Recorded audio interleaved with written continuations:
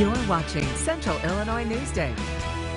Well, if you voted in the last 3 years, a vote-by-mail application will arrive in your mailbox next month. In Tazewell County, 55,000 applications will be sent out. The Tazewell County Clerk, John Ackerman, saying it'll cost the department $26,000 to do so. Ackerman says the most to vote by mail in the county was less than 3,000. Now, if you voted within the last 3 years, you will be sent that application. You can request an application to vote by mail up until a week before the election. With Congress back in session, unemployment relief could soon be making its way through the chambers. Senate Majority Leader Mitch McConnell today said the second stimulus relief package should include another round of stimulus checks. Right now, lawmakers are in a sprint to get another relief package passed. House Republicans saying stimulus checks will help drive the economy forward. McConnell also says getting money to schools ahead of the fall semester is critical. Federal agents fired tear gas and smoke bombs in clashes with protesters in Portland, Oregon early this morning. Carter Evans is in Portland reporting on the rising constitutional concerns by city leaders.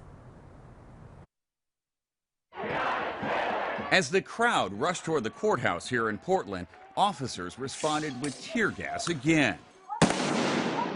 President Trump says more federal agents could soon be coming to other cities. We're looking at Chicago, too. We're looking at New York. Look at what's going on.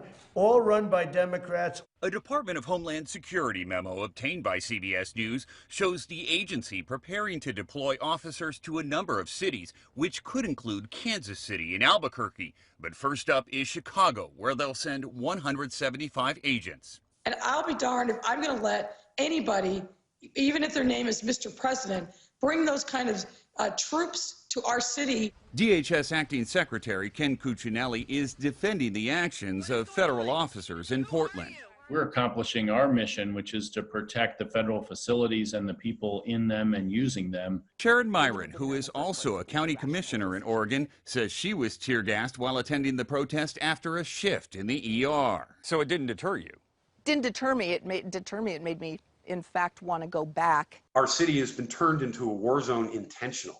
Navy vet Chris David, seen here in the middle of Saturday's chaos, says he was asking federal agents whether they were violating their oath to the Constitution.